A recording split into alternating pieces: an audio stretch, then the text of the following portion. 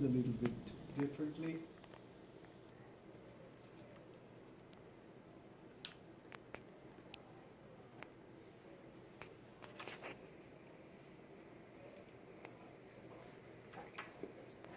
You can see the posterior pituitary, anterior pituitary, intraglandular cleft in low magnification. Let's go for higher magnification. And what you see here, posterior pituitary, but here we come back this way. You see the glandular, anterior pituitary, nervous posterior pituitary, intraglandular cleft, and pars intermedia. Is this the secreting part of pituitary? Is this area? Is this area secreting part of? Does this part of pituitary secrete anything? Yes or no? Why the no is so feeble? Yeah, why no? No, posterior pituitary does not secrete, it is nervous. It is neural. Do you get that? It only stores two hormones from hypothalamus. Can you name those two hormones? I already covered that in the lecture last night. What are those two? Yes, go ahead. Very good. And another one? Another one? Anybody? Human growth hormone? No, antidiuretic. Human growth hormone is from here, Okay. not here. Oxytocin and ADH. Those are the two hypothalamic hormones that are stored in the posterior pituitary and released from the posterior pituitary. You get that? Good. I'm going back to lower magnification in order to show you the infundibulum, because this is provided with. And there you go. This is the infundibulum. You know what I mean here? Infundibulum. Which structure?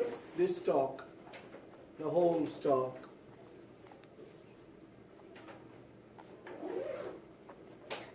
This is the infundibulum.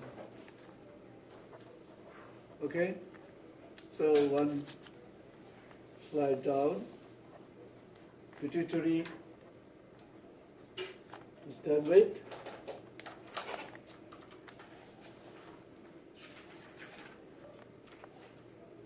I never used this slide. Let me see if you can figure out about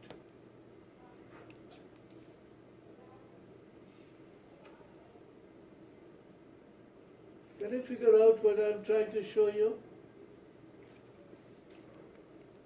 Huh? What is this part and what is this part? Okay, let me go for higher magnification. And let's see if you can figure out this part and this part.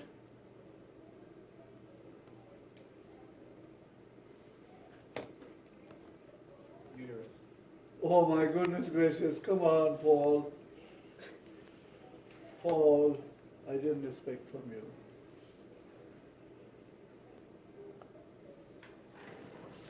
Can you see any similarity with these and these? Red. What is this red thing? Yeah, there is colloid. Where we can find colloid?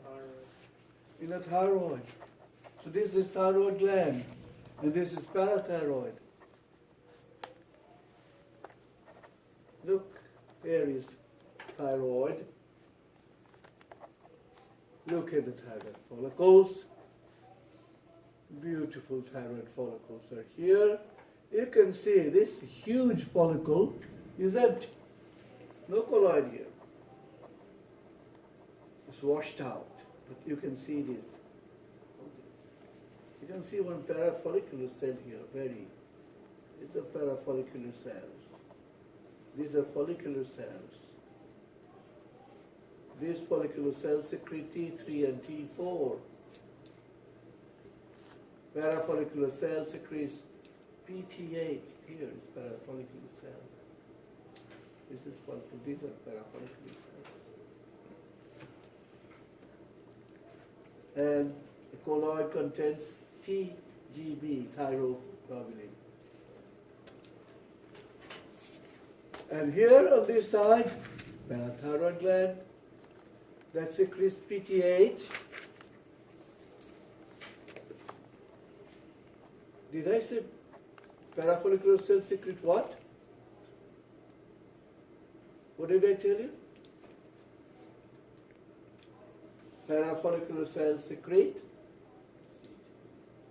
calcitonin CT. But here you have a reference point for this gland. This is the thyroid gland, this part. This is parathyroid. Parathyroid gland secretes PTH or parathormone.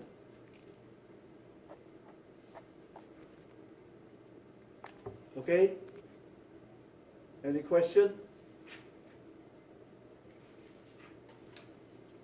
We are done with this.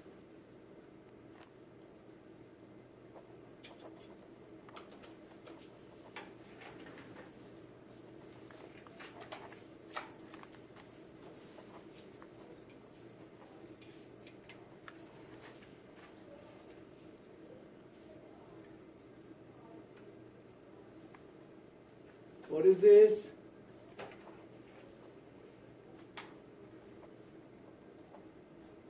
Have you seen this before?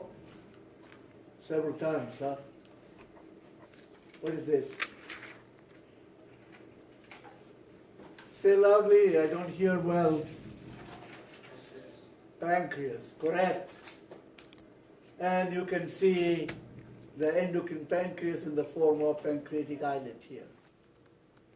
There is a little islet here, but this is bigger. So let us look at on the higher magnification.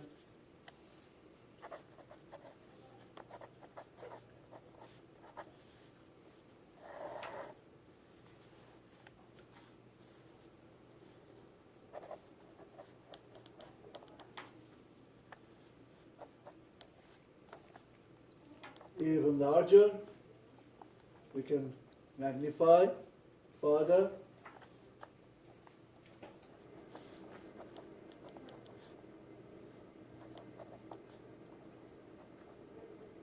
There you go.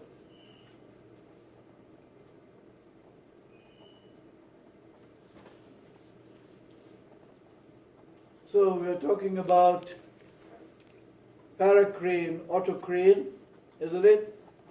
In the lecture, 4 different types of cells are present, and these are alpha, beta, delta, F. Okay? Delta cells secrete somatostatin. Somatostatin is a paracrine because somatostatin targets the nearby target cells. What are the nearby target cells? The alpha and beta cells. Yeah? What is the function of somatostatin? What is the other name for somatostatin that you learn? It's growth hormone inhibiting hormone. The same. Somatostatin or GHIH. Okay? So, somatostatin doesn't have to be carried by blood because the target cells are nearby. And when this happens, the hormone is called a paracrine, and the cell that secretes that hormone is a paracrine cell. So, delta cell is a paracrine cell that secretes somatostatin, which is a paracrine, and targets the alpha and beta cells. Yeah? It inhibits the secretion of glucagon. It inhibits the secretion of insulin. Okay? And then I gave you an example for autocrine. Autocrine cell is a beta cell, because beta cell secretes amylin, and amylin acts on the beta cell. The same cell has the receptor for that particular hormone. In that case, amylin is an autocrine, beta cell is the autocrine cell. Okay? So you remember that. This will be also important for your lecture exam. All right? So if there is a hormone, there must be a target organ or target tissue, target cell. Because hormone,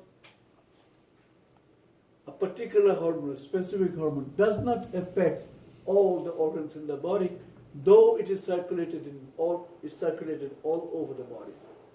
But it only targets the cells that have its receptors, because hormone binds to the receptor that is present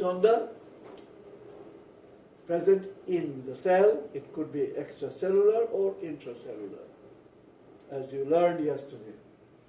I don't know, I think on Monday lecture class I went over some hormone action, mechanism of hormone action, water soluble and lipid soluble.